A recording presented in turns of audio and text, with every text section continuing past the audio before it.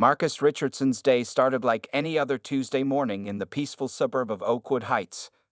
The warm spring sun painted golden streaks across his carefully maintained front lawn as he walked down his driveway, briefcase in one hand and a travel mug of coffee in the other. At 34, Marcus had worked hard to build the life he wanted. A beautiful house in a good neighborhood, a successful career as a software engineer at Tech Solutions Incorporated, and the respect of his community. As he drove his well-maintained black Honda Accord down Maple Street, Marcus noticed a familiar sight in his rearview mirror: Officer James Barrett's patrol car. This was the third time this week he had spotted the same police cruiser following him. Marcus took a deep breath and maintained his speed exactly at the limit, just as he always did.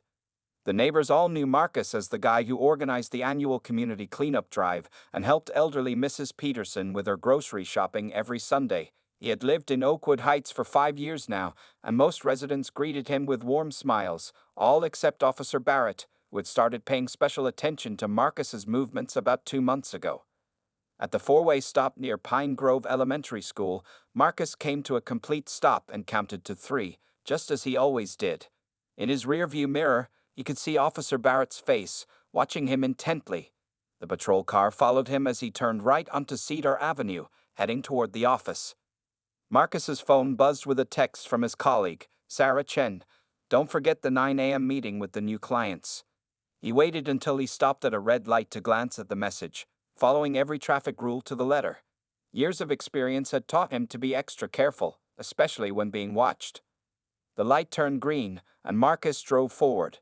Suddenly, red and blue lights flashed behind him, accompanied by a short siren burst. His heart sank, but he wasn't surprised. With practiced calmness, Marcus signaled and pulled over to the side of the road, positioning his car perfectly parallel to the curb. Following the routine he knew all too well, Marcus placed both hands on the steering wheel where they could be clearly seen. He turned off the car's engine and waited. In his side mirror, he watched Officer Barrett approach, noting how the officer's hand rested on his holster, something Marcus had never seen him do when stopping other drivers in the neighborhood. "License and registration," Barrett demanded, his tone sharp and hostile. Marcus noticed the officer didn't bother with the usual formal greeting or explanation for the stop. "May I reach for my wallet, officer?" Marcus asked politely, maintaining eye contact through the mirror. "Just get them," Barrett snapped, his fingers drumming impatiently against the car door. With slow, deliberate movements, Marcus retrieved his license from his wallet and the registration from the glove compartment. His hands were steady, but his heart raced. This was the 4th stop in 2 weeks, and each time, Officer Barrett's attitude had grown more aggressive. "Do you know why I stopped you?" Barrett asked, studying the documents with exaggerated scrutiny. "No, sir, I don't," Marcus replied calmly, though he already knew what was coming. "You failed to signal 100 feet before your turn back there," Barrett said, his lips curling into a slight smirk. "That's a violation of Traffic Code 22.4b. Marcus knew he had signaled.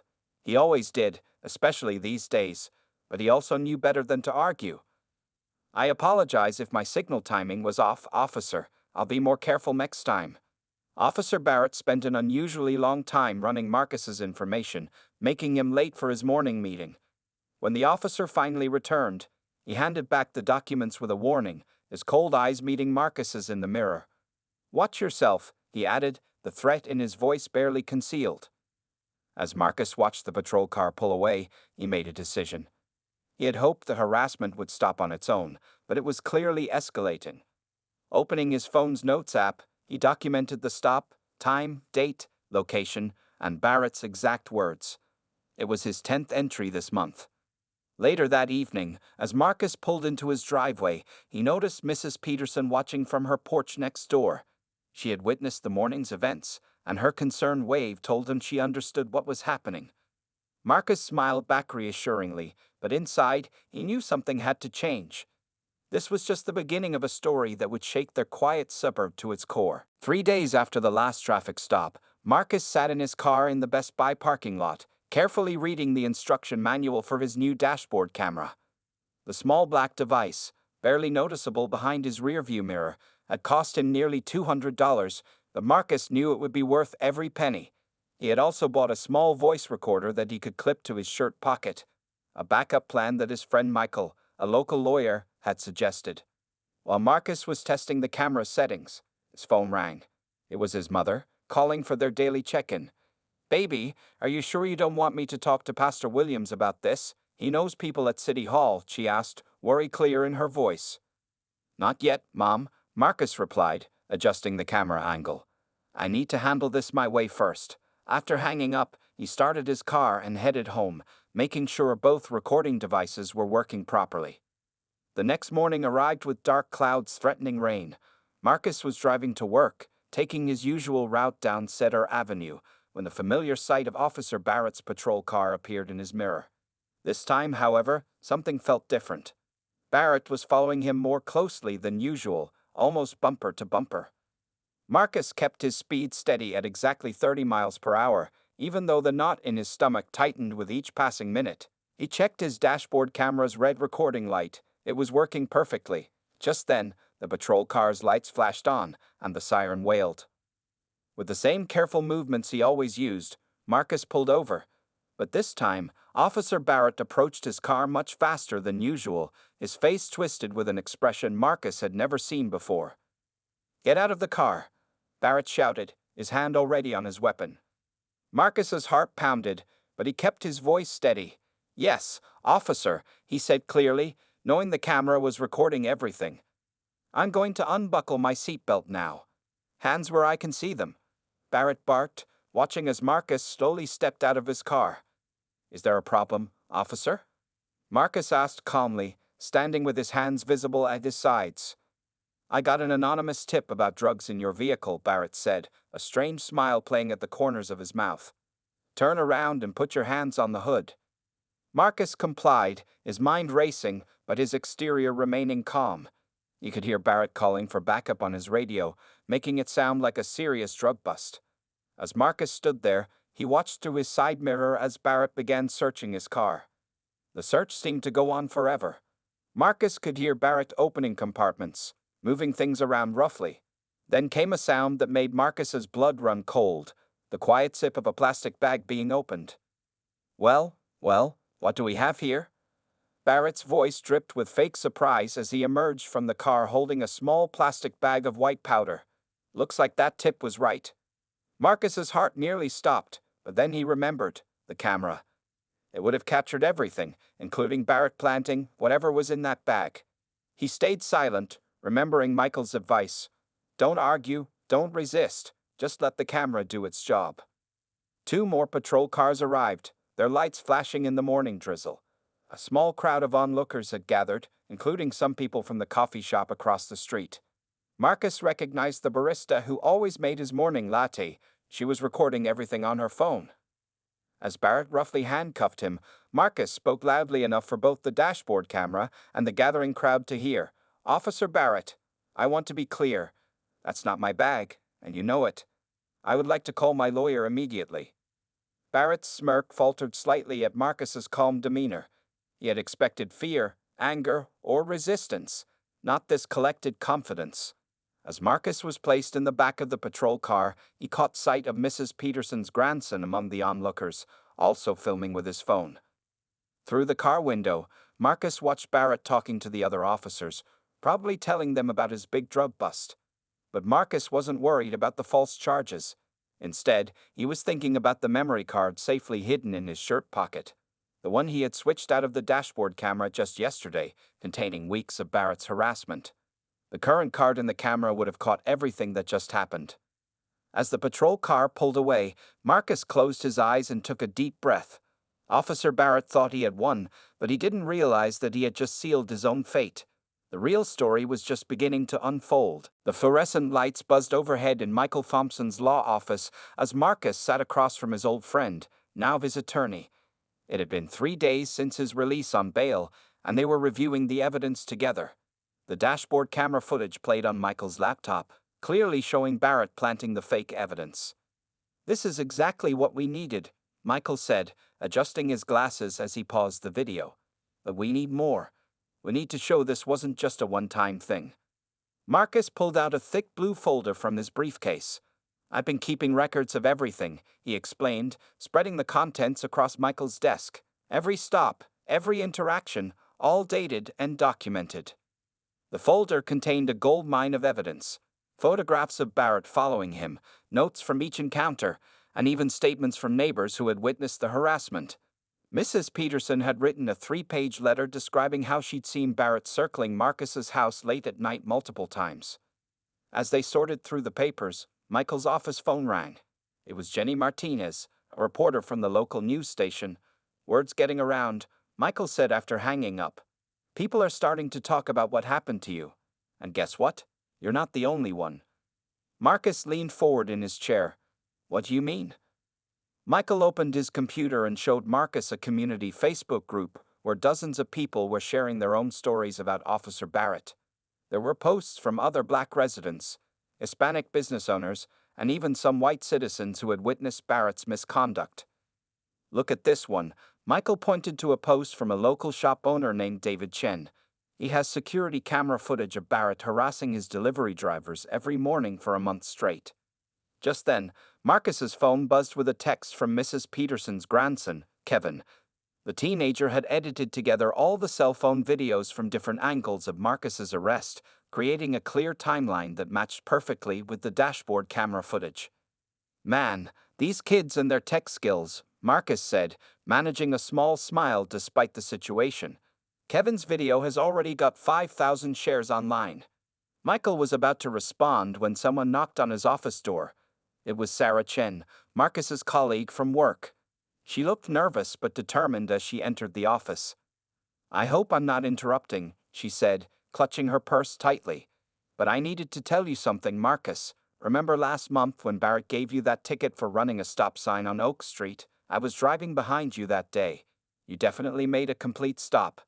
I tried to tell you then, but I was scared to get involved. Marcus nodded encouragingly. Better late than never, Sarah. Would you be willing to make an official statement? While Sarah wrote down her account, Michael's secretary brought in more visitors. 2 former police officers who had worked with Barrett years ago.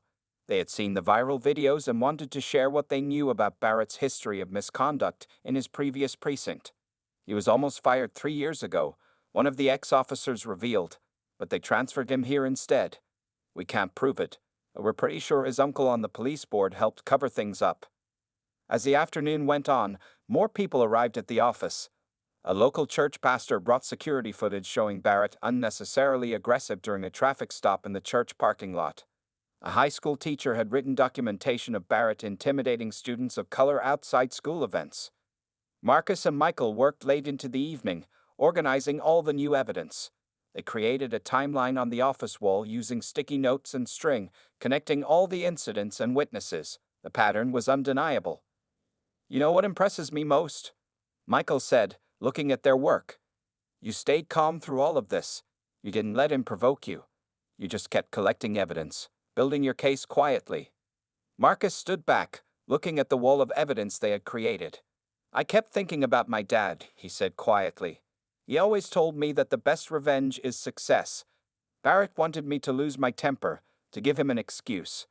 Instead, we're going to use the system he abused to bring him down. As they prepared to leave the office, Marcus's phone lit up with another notification. The local news station wanted to interview him tomorrow. The story was growing bigger than Barrett could control, and his badge wouldn't be able to protect him much longer. Ready for what comes next? Michael asked, gathering the files. Marcus nodded, feeling more confident than he had in months. More than ready. The truth is finally coming out, and there's nothing Barrett can do to stop it. The Internal Affairs office was quieter than Marcus expected. He sat between Michael and Sarah Chen, who had taken a day off work to support him as a witness. The room felt cold and formal, with its gray walls and large conference table where 3 serious-looking investigators sat reviewing their evidence. Lieutenant Maria Rodriguez, the lead investigator, pressed pause on the dashboard camera footage they had just finished watching. Her face remained professional, but Marcus could see concern in her eyes. Mr. Richardson, she said, looking directly at him, this is one of the most well-documented cases I've seen in my 15 years with Internal Affairs. You've been very thorough. Michael spread out more papers on the table. And there's more, he said, pulling out statements from other victims. We have 17 signed affidavits from community members who experienced similar treatment from Officer Barrett. The second investigator, Detective Williams, picked up David Chen's security footage. The restaurant owner's videos matched the timeline perfectly, he noted, making more marks in his notebook. Just then, there was a knock at the door. A young officer entered with an urgent message for Lieutenant Rodriguez. She read it quickly, her eyebrows raising slightly. It seems Officer Barrett's previous precinct has suddenly become more cooperative, she announced. They just sent over his complete personnel file, including some complaints that were, supposedly, lost. Marcus watched as the investigators reviewed the new documents. Their expressions grew more serious with each page they read. Detective Williams whispered something to Lieutenant Rodriguez, who nodded grimly. "Mr. Richardson," she said, closing the file, "would you be willing to wear a wire?" The room fell silent. Marcus looked at Michael, who nodded slowly. "We have enough to suspend Barrett," Lieutenant Rodriguez explained. "But with your help, we could catch him doing something even worse. He's likely to be angry about the investigation, if he approaches you." "You want me to let him hang himself?" Marcus finished her thought. "It's completely your choice," she assured him. "You've already given us more than enough evidence. But if you're willing, this could help us build an even stronger case." Marcus thought about all the other people Barrett had harassed, especially those who couldn't fight back. He thought about the next innocent person Barrett might target if he kept his badge. "I'll do it," Marcus said firmly. "But I have one condition.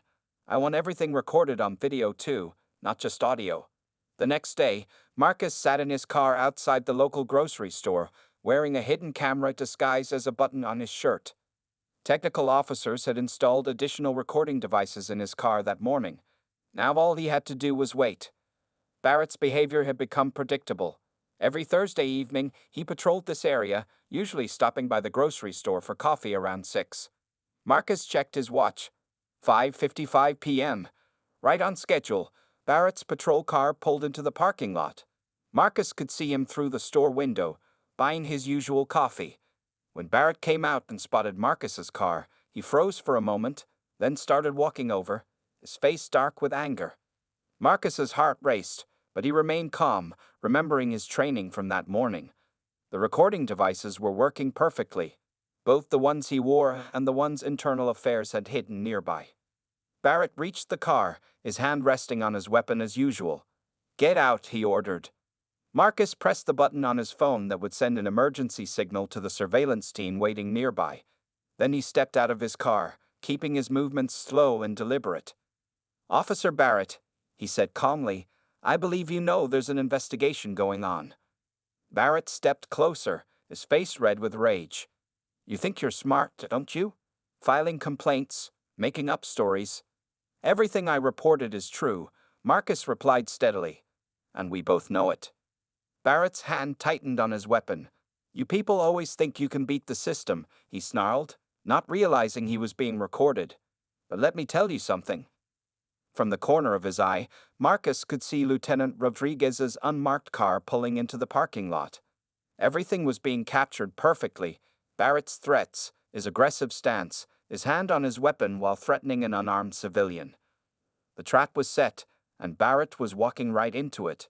As he continued his angry rant, Marcus stayed quiet, letting the officer's own words and actions build the final piece of evidence they needed. Lieutenant Rodriguez had been right. Barrett's anger was making him careless, and this time, every word, every gesture, every abuse of power was being recorded for the whole department to see. The police station's conference room was packed with reporters from every local news station. Camera flashes lit up the room as Police Chief Thompson stood at the podium, his face stern as he addressed the crowd. "Based on overwhelming evidence," the chief announced, "Officer James Barrett has been suspended without pay pending a full investigation into multiple charges of misconduct, racial profiling, and abuse of power." In the back of the room, Marcus sat between Michael and Lieutenant Rodriguez, watching Barrett's world crumble. The morning news had already shown the grocery store parking lot video, 15 minutes of Barrett threatening an unarmed citizen while unknowingly being recorded by Internal Affairs. Furthermore, Chief Thompson continued, "We are reopening every arrest made by Officer Barrett in the past 5 years for review." Any citizens who believe they were unfairly targeted by this officer are encouraged to come forward. The reporter's hands shot up, questions flying from all directions. A journalist from Channel 5 stood up. Is it true that Officer Barrett planted evidence during arrests?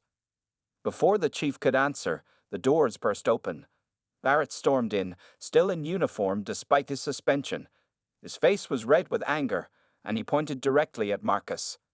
"This is all lies," Barrett shouted. "He set me up. They're all working together to destroy my reputation." Two security officers moved quickly to restrain Barrett, but he kept yelling. "You don't understand what these people are like. I was just doing my job." The reporter's cameras turned to capture Barrett's meltdown. Marcus remained calm in his seat, watching as Barrett's racist rant dug his hole even deeper. Lieutenant Rodriguez leaned over to Marcus and whispered, "He just made our job a lot easier." After Barrett was escorted out, more people began to speak. David Chen described how Barrett had demanded free food from his restaurant in exchange for protection.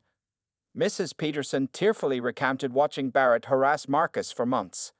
Sarah Chen explained how she had witnessed Barrett lying about traffic violations. As each person spoke, Marcus thought about how different this was from the revenge he had initially wanted. This wasn't just about him anymore, it was about changing the whole system. During a break in the press conference, Marcus's phone buzzed with a text from Kevin, Mrs. Peterson's grandson. "You're trending on Twitter. #JusticeForMarcus is the top hashtag in our city." Michael showed Marcus his laptop, where social media was exploding with similar stories from across the country. People were sharing their own experiences with police harassment, inspired by Marcus's story of fighting back legally and systematically. Mr. Richardson called out a reporter from the local paper. "How do you feel about Officer Barrett's reaction today?" Marcus walked to the podium, adjusting his tie. He had prepared for this moment, but seeing all those cameras and faces made him nervous. Then he remembered everything Barrett had put him through, and his voice grew strong. "This isn't about revenge," Marcus said clearly. "This is about justice. Not just for me, but for everyone Officer Barrett harassed. It's about making sure no other officer thinks they can abuse their power this way." The room fell silent as Marcus continued. "I didn't fight back with anger. I fought back with evidence. I fought back with the law. And I'm grateful to the good officers, like Lieutenant Rodriguez, who helped expose the truth." In the corner, Marcus could see Barrett being led away in handcuffs. He had violated his suspension by coming to the station and had physically threatened a security guard. The fallen officer's face was a mask of defeat as he watched his victim become a hero. Chief Thompson returned to the podium, placing a hand on Marcus's shoulder. "Mr. Richardson's case has led to some important changes in our department," he announced. "We're implementing new training programs, mandatory body cameras, and a civilian review board to prevent this kind of abuse from happening again." As the press conference ended, people lined up to shake Marcus's hand. Parents thanked him for making the streets safer for their children. Young people asked to take selfies with him. Even some older police officers approached him, apologizing for not speaking up about Barrett sooner. Outside the station, Marcus found his mother waiting by his car. She hugged him tight, tears in her eyes. "Your father would be so proud," she whispered. "You didn't just get revenge, you made real change." Marcus looked back at the station, where reporters were still filming. Barrett's career was over, but more importantly, his downfall would help protect countless others from similar abuse. Sometimes, Marcus realized, the best revenge isn't about destroying your enemy. It's about making the world better despite them. 2 weeks after the press conference, Marcus sat in the courthouse waiting room with Michael and Lieutenant Rodriguez.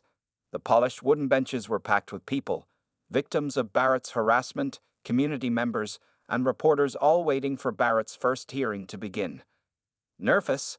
Michael asked, straightening Marcus's tie. Marcus shook his head. "Not anymore.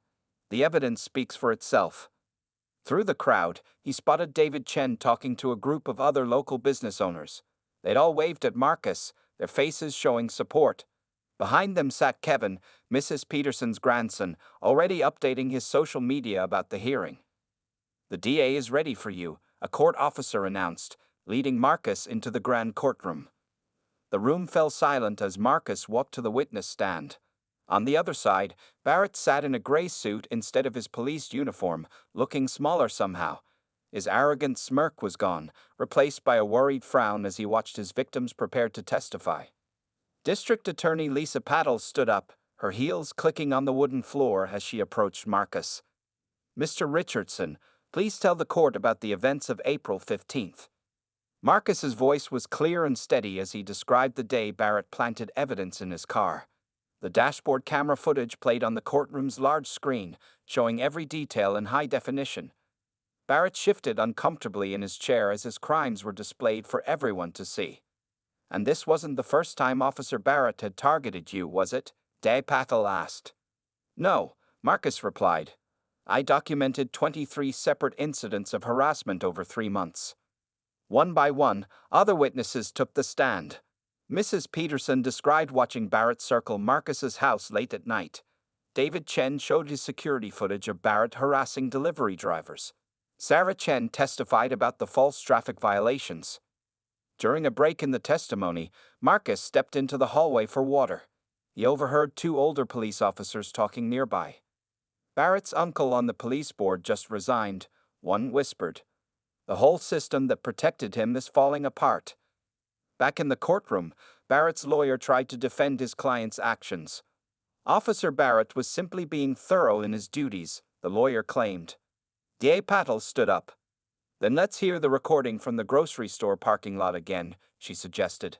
The lawyer quickly sat down, knowing that recording proved otherwise. As the day went on, more evidence piled up. Barrett's previous precinct revealed old complaints that had been hidden. Other officers testified about racist comments Barrett had made. His own bodycam footage showed years of targeting minorities. During the final hour, Barrett's lawyer approached Michael with a plea deal offer. Michael brought it to Marcus. "He'll plead guilty to misconduct and evidence tampering," Michael explained. "He'll lose his badge permanently and serve community service hours. In exchange, he'll avoid jail time." Marcus thought carefully. "Will he have to publicly apologize to everyone he hurt?" "Yes, and he'll have to participate in anti-bias training programs as part of his community service." Marcus looked around the courtroom at all the people Barrett had harassed. Some wanted harsh punishment, but others just wanted acknowledgement of the wrong done to them. "Accept the deal," Marcus decided. "Making him face his victims and admit what he did will be better than sending him to jail angry and unchanged." When the judge announced the plea agreement, the courtroom buzzed with conversation. Barrett stood up, required to make his public apology. Barrett's voice cracked. For the first time, he looked genuinely ashamed. "I abused my power. I let my prejudices control my actions. I'm sorry for the pain I caused." As people began leaving the courthouse, reporters surrounded Marcus. "How do you feel about the outcome?" they asked. "Justice isn't always about punishment," Marcus replied. "Sometimes it's about making sure mistakes lead to positive change." Outside, Marcus found a surprise waiting. Hundreds of people had gathered on the courthouse steps, holding signs that read, "Thank you, Marcus," and "Justice prevails." They cheered as he walked out.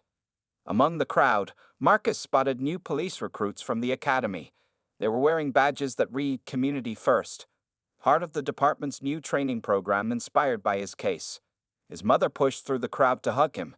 "Your father used to say that true strength is changing things for the better, not just getting even," she said proudly. Looking at the crowd, Marcus realized his story had become something bigger than revenge against one corrupt officer. It had become a blueprint for standing up to injustice the right way, with dignity, evidence, and determination to create real change. 1 month after Barrett's court hearing, Marcus found himself standing at a podium in City Hall's main conference room.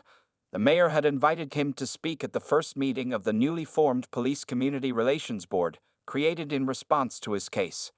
The room was filled with an unusual mix of people: police officers, community leaders, civil rights activists, and ordinary citizens. In the front row, Lieutenant Rodriguez sat next to Mrs. Peterson, while David Chen chatted with the new police chief about community patrols. 6 months ago, Marcus began, adjusting the microphone. "I was just trying to drive to work without being harassed. Today, I'm part of something much bigger." The audience listened intently as Marcus described his journey. On the wall behind him, a large screen showed the department's new initiatives. mandatory body cameras, enhanced bias training, and a public complaint tracking system. But the biggest change, Marcus continued, isn't in the rules or the equipment. It's in how we view each other. Police and citizens working together, not against each other. As if to prove his point, Kevin, Mrs. Peterson's grandson, stood up to present the community reporting app he had developed. The simple smartphone application lets citizens safely record and report police interactions, while also highlighting positive encounters with officers. We've had over 5,000 downloads in the first week, Kevin announced proudly. Several officers nodded approvingly, including some who had initially resisted the idea of being recorded. During the break, Marcus walked around the room, amazed at how things had changed. At one table, he saw Sarah Chen teaching a group of officers about cultural sensitivity. At another, David Chen was organizing a community dinner where officers would serve food at his restaurant, building relationships with local residents. Mr. Richardson called a familiar voice. Marcus turned to see Officer James Wilson, one of the younger cops who had helped expose Barrett's misconduct. Remember that training video you helped us make? They're now using it at police academies across the state. The video, which showed Marcus's story and included interviews with both citizens and officers, had become a powerful tool for teaching new recruits about accountability and community trust. Later in the afternoon, Marcus joined a panel discussion about police reform. Sitting beside him were Lieutenant Rodriguez, a civil rights attorney, and surprisingly, a former officer who had served with Barrett but had stayed silent about his misconduct. I was afraid to speak up, the former officer admitted to the crowd, but Mr. Richardson showed us that doing the right thing, even when it's hard, makes everyone safer. During the question and answer session, a young black teenager stood up. What if we get an officer like Barrett again? He asked, his voice shaking slightly. What do we do? Marcus leaned forward. Document everything.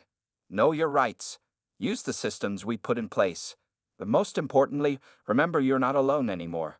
The community and good officers will stand with you. As if on cue, several officers in the audience stood up, showing their support. The teenager smiled, looking more confident. Near the end of the meeting, the mayor announced a new scholarship program, named after Marcus, for young people interested in law enforcement careers. The goal was to build a police force that truly reflected the community it served. And our first recipient, the mayor said, grinning, is Kevin Peterson, who will study criminal justice and computer science to help develop more tools for police accountability. The room erupted in applause as Kevin walked up to accept the scholarship certificate. His grandmother wiped tears from her eyes as she filmed everything on her phone. After the meeting, Marcus found a quiet moment to sit in the hallway. Lieutenant Rodriguez joined him, carrying 2 cups of coffee. You know, she said, handing him a cup. When I first became a cop, this is what I imagined. Police and community working together, making things better for everyone. Marcus nodded. Sometimes good things come from bad situations. Barrett wanted to break me, but instead, he ended up bringing people together. Through the window, Marcus could see the sun setting over the city. On the street below, a police officer was helping some kids fix a bicycle chain. In the park across the street, another officer was playing basketball with local teenagers. Your case changed things, Rodriguez said softly. Not just here, but other cities are following our example now. Marcus smiled, thinking about how his simple act of standing up to one bad officer had sparked such widespread change. The revenge he had once wanted seemed small compared to the legacy he had created instead. As evening fell, Marcus walked to his car, no longer looking over his shoulder for Barrett's patrol car. The city felt different now, not perfect, but better. And it was still changing, one day at a time, proof that justice served right could transform an entire community. 1 year had passed since Barrett's case, and Marcus stood in front of his bathroom mirror, adjusting his tie for a special ceremony. The invitation on his dresser read, First Annual Community Heroes Awards Dinner, where he would be the keynote speaker. His phone buzzed with a text from Lieutenant Rodriguez. Turn on Channel 5 News. Marcus grabbed the remote and switched on his bedroom TV. There on the screen was James Barrett, looking much older than a year ago, speaking to high school students about police misconduct. I was wrong, Barrett was saying, his voice heavy with regret. I let prejudice poison my badge. Now I travel to schools, teaching young people how not to become what I was. This was part of his community service, telling his story to prevent others from following his path. Marcus's mother called just then. "Did you see the news?" she asked excitedly. "Have you seen today's paper?" He hadn't. When he opened his front door, there it was. The headline read, "Richardson Police Reform Model Goes National." The article described how 30 other cities had adopted the changes that started with his case. As Marcus drove to the ceremony, he passed the spot where Barrett had first pulled him over. Now there was a new police substation there, its windows covered with community artwork. Outside, Officer Sarah Chen, who had left her tech job to become a police officer, was teaching a Know Your Rights class to local teenagers. The ceremony was being held at David Chen's restaurant, which had expanded into the building next door. The new space, called the Community Bridge Center, hosted regular meetings between police and residents. Tonight, it was decorated with banners and filled with familiar faces. Kevin, now a college freshman, ran up to show Marcus his latest project, an advanced version of his police interaction app, now being used in 3 states. Mrs. Peterson sat at a table with several officers, showing them photos of Kevin's first college semester. "Marcus," called Michael, waving from near the podium. "Come see this." On a large screen, they were playing a documentary about the case. But it wasn't just about Barrett's misconduct. It showed how one person's stand against injustice had created positive change throughout the entire city. The new police chief stepped up to the microphone. "A year ago," she began, "we were a department divided from our community. Today, complaints are down 60%, community trust is up, and our force better reflects the people we serve." She gestured to the new recruit class sitting nearby, the most diverse in the department's history. Many of them had cited Marcus's story as their inspiration for joining the force. When it was Marcus's turn to speak, he looked out at the crowd. There were faces from every part of his journey. The barista who had filmed his arrest, the reporters who had covered his story, the officers who had helped expose Barrett, and countless community members who had stood with him. "1 year ago," Marcus began, "I had to install a dashboard camera to protect myself from a police officer. Today, our officers wear cameras proudly, knowing they protect both police and citizens. That's what real change looks like." He continued, "But the biggest change isn't in the technology or the policies. It's in how we see each other. Last week, I watched Officer Chen help a group of kids with their homework. Yesterday, I saw Lieutenant Rodriguez coaching Little League. These aren't just police officers anymore. They're part of our community." As Marcus spoke, he noticed someone slip quietly into the back of the room. Barrett's nephew, who had recently joined the force. The young man had personally apologized to Marcus for his uncle's actions and was now one of the strongest advocates for police reform. "We can't erase the past," Marcus concluded, "but we can learn from it." Barrett's badge became a symbol of prejudice, but together, we've turned it into a lesson about justice, community, and change. After the ceremony, as people mingled and shared stories, Marcus stepped outside for a moment. The street was peaceful, with officers and citizens chatting on corners, kids playing without fear, and a sense of trust that had seemed impossible a year ago. His phone buzzed again. Another city wanted to implement the Richardson model of police reform. Marcus smiled, thinking about how his story of revenge had transformed into something far more powerful. A blueprint for positive change that would help people he would never meet, in places he would never go. As he looked up at the stars, Marcus remembered what his father used to say: "True justice isn't about getting even, it's about making things right." Finally, after all this time, things were becoming right, not just for him, but for everyone.